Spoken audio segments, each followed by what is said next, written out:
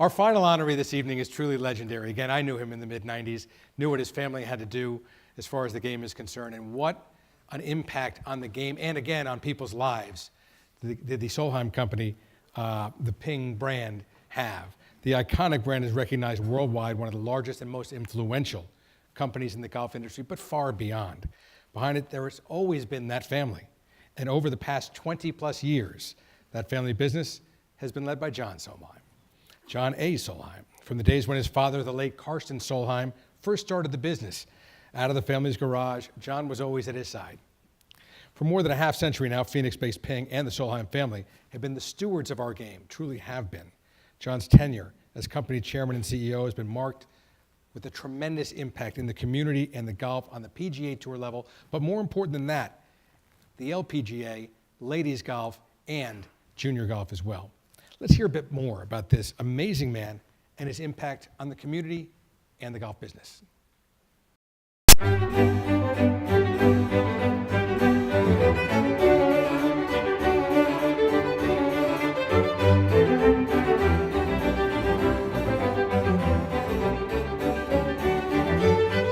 Once upon a time, John Solheim worked for free. His father, Karsten, had no competition for his services in helping assemble the first Ping putters in the family's Redwood City, California garage. Then a supermarket opened in the next town over, and John applied to be a bagger. Dad put John on the payroll, $2.50 per finished putter, and he's been there since. It is truly the American success story. Karsten built a better mousetrap. The world literally beat a path to his door. And John and his brothers, Alan and Lewis, have maintained that and grown it. Today, Karsten Manufacturing is a worldwide leader in golf equipment. John's been there all the while, first working for and then succeeding his father as the business grew and grew and grew. He built relationships with touring players. He helped develop lines of irons. He was the brainchild behind the collapsible legs on lightweight golf bags. He brought aerospace technology to the company and supervised marketing strategies designed to bring young players into the game. John Solheim taking a chance on a guy from Baghdad, Florida named Bubba, giving me a sponsor deal on the mini tours, kept me going. And I tell him every time, without the Ping family, no chance that Bubba Watson would be Masters champion. There's no chance that Bubba Watson would be able to do these things, sit down and talk about a great man, a great family, a great company. That means the world to me, because without them, I definitely would not be a champion like I am today. Name a product Ping sells and John's fingerprints are on it, and often his patent as well. Under John's leadership, the Ping mission hasn't changed. As he says, we've always focused on the same principles: performance, innovation, and custom fitting as the foundations for engineering products that make the game easier for golfers of all abilities. The Solheim family commitment to women's golf is universally known. The commitment displayed in the Solheim Cup is duplicated in the amateur and junior ranks, including the Junior Solheim Cup. Among his many honors, John received the 2008 J.R. Digger Smith Award from the American Junior Golf Association, presented to an individual devoted to the AJGA mission of developing young players through competitive junior golf. John's also in the Arizona Golf Hall of Fame. But John Solheim has gone beyond golf in giving back. John not only gives money and equipment and one thing or another, but he devotes his time. He served on the board for 2 universities at the same time. He served on the board for Arizona State University and also for Luterno University in Texas. His dedication to charity outside the game includes the Wounded Warrior Project and the Motion Analysis Laboratory at Phoenix Children's Hospital. In conjunction with Bubba Watson, John, late in 2012, provided funding for the lab via sales of an all-pink driver, similar to the one Bubba used to win that year's Masters. The lab, which opened in 2015, one of only 40 in the United States, uses revolutionary assessment tools to evaluate and treat children and adolescents who have movement disorders or walking difficulties caused by cerebral palsy and similar neuromuscular conditions. Patents, promotion, progress, and philanthropy over 60 years of service. All because John Solheim stayed to work in the family garage rather than bag groceries. It's the compassion he shows to the game of golf and the history of the game of golf. The man should be a Hall of Famer in every sense of the word. He's a champion in my book, and he creates products for people to enjoy the game and get better at the game. For me personally, John has been just an absolutely wonderful mentor. And beyond that, he's been even a better friend.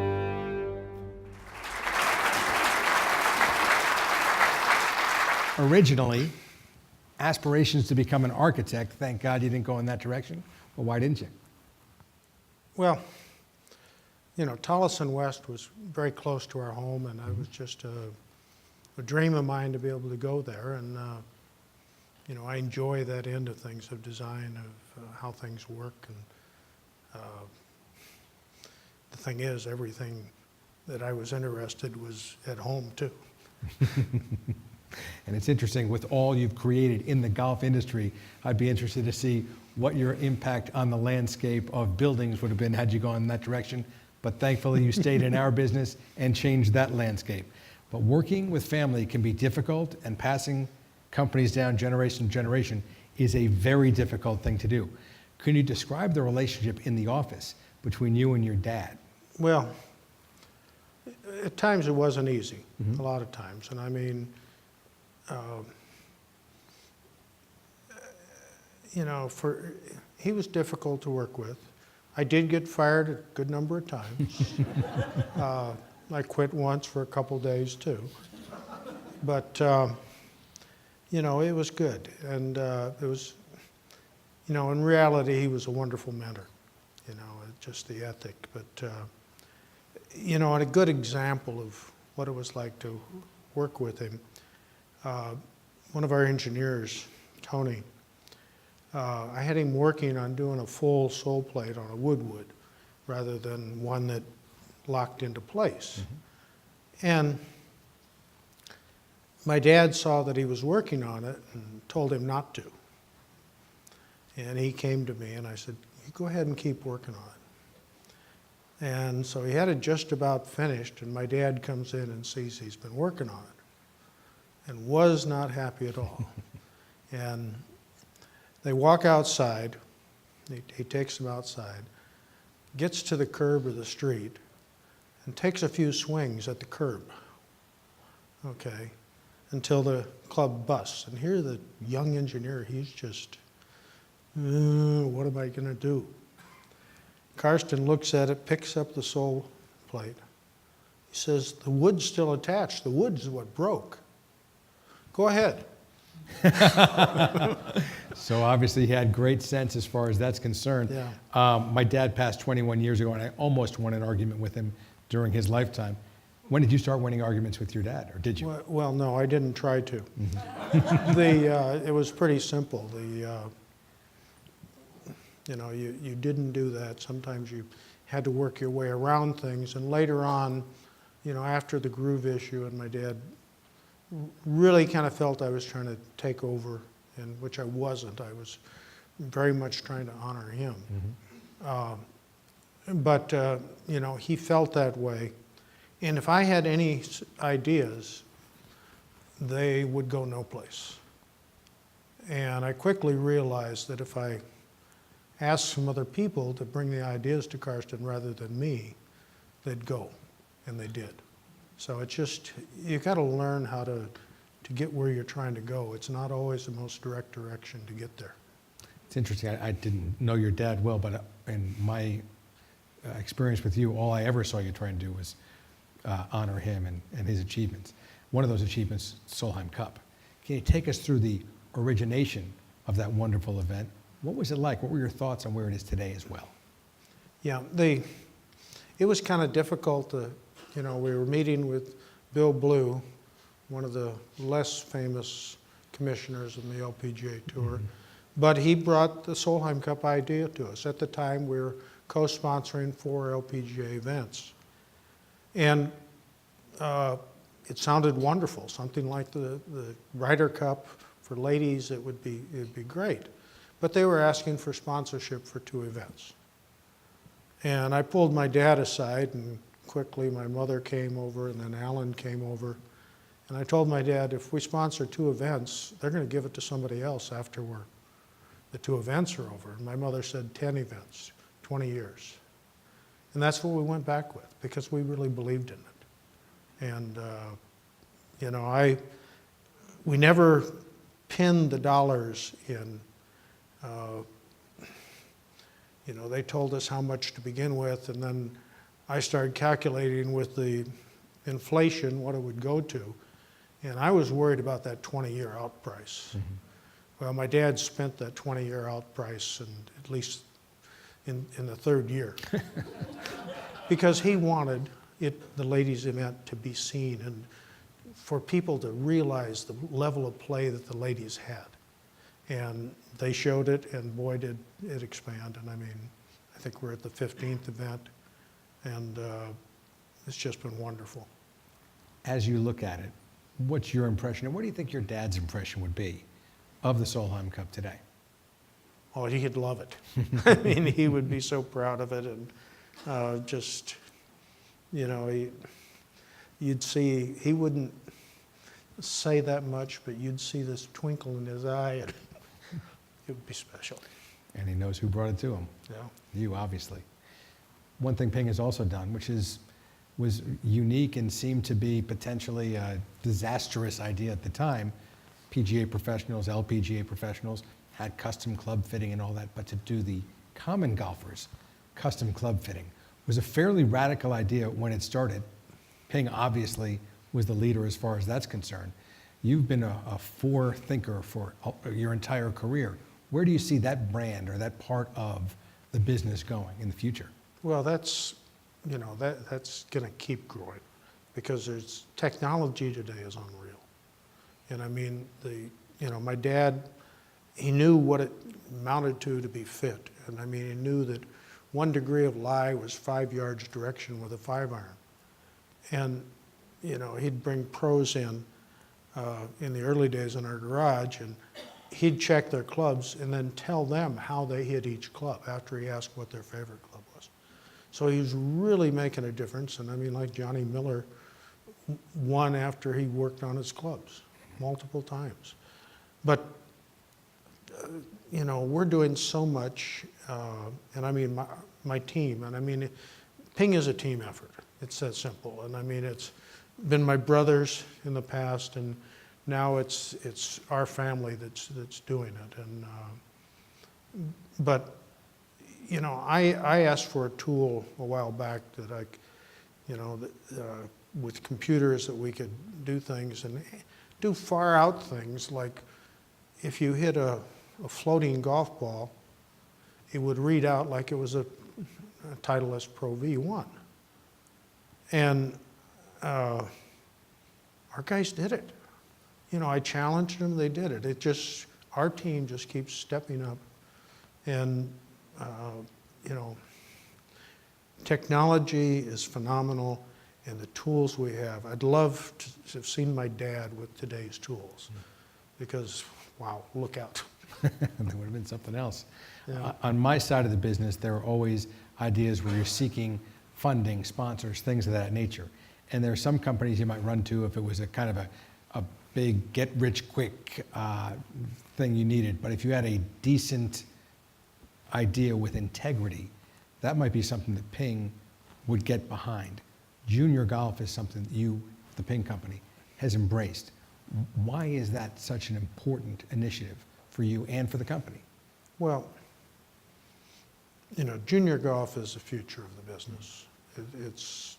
It's what's going to be, you know. And I mean, for me, watching these young kids play, especially at the Junior Solheim Cup, and I mean, the number of them that were in the Junior Solheim Cup that are playing on the Solheim Cup is phenomenal. But just the way that we can help, and you know, there's so much open. We're not like soccer. It's not a team sport. But we've got to get the people in like that, and it's a challenge. And because this game is like no other, and teaches you so much about life, and that's what it's all about. I'm going to call you on something here, because you mentioned junior golf only as it relates to the golf business, and as the golf business creates better people. But if the business was the only interest you had as far as junior golf is concerned, then the motion analysis lab would not be as dear to you as it is. That helps lives far beyond the game of golf. What prompted the interest in that, and how is it so dear to you? Well, Bubba came up with the idea of, selling his drivers, and we didn't know how many we'd sell, but we picked a safe number and just decided to do it and put, so much away from it. And then we raised his funds, and then it was for charity. So then we had to decide which charities. Well, we put that to my niece, Stacy, Alan's daughter. And she came up with the charities, which included this lab. And, we showed the charities we'd like to be involved with, and there were a few others.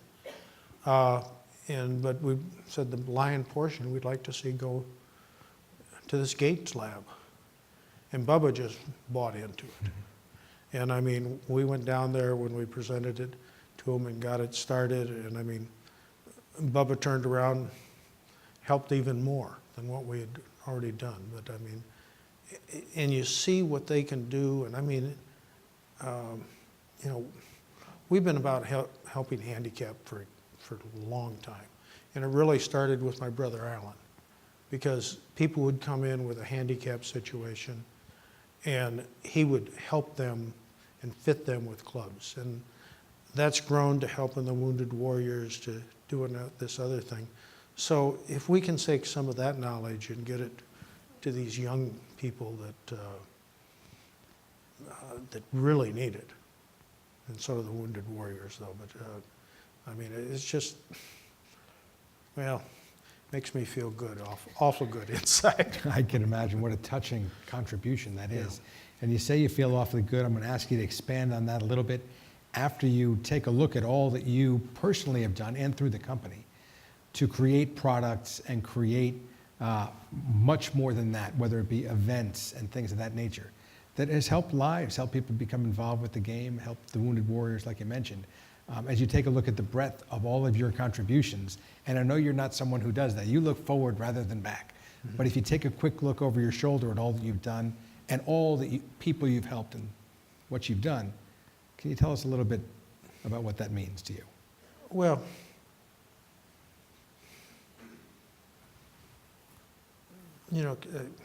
one quick one. Golf is such a teacher of life, because the ball is where it is. You got to play it from there.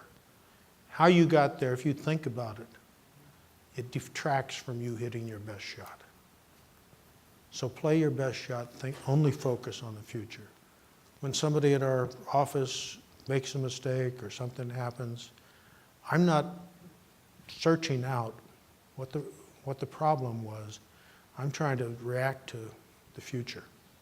And I mean, I'm a gearhead. I enjoy doing the mechanical stuff, but I also relate things extremely well and bring that too. And the neat thing is I've got 3 sons out here that are the same way, and there's more family members like that. But it's not just gears. It's tournaments and how you can help things and just pull them together. And it's a real joy for me to do this, but it is a team. And I've got a wonderful team in my family, and also the engineers we have today, because now here's an idea, what can you do with it? And then they blow me away with what they can do. Well, this game certainly enhances and enriches society, and this game is in good hands because of all those shots that you hit. We won't talk about those, but I can't wait to see the shots that your 3 sons and you keep hitting in the future. Thanks for everything you've done and everything that I know you're going to do from here forward. Appreciate it. Thank you, and I want to thank my family, all of them, especially Sonny, for making my life so sweet. But thank you, and thank the PGA of America and all of you, because you do more for the game and make my life happen much easier because you've done so much. Thank you. Well said. Thank you so much.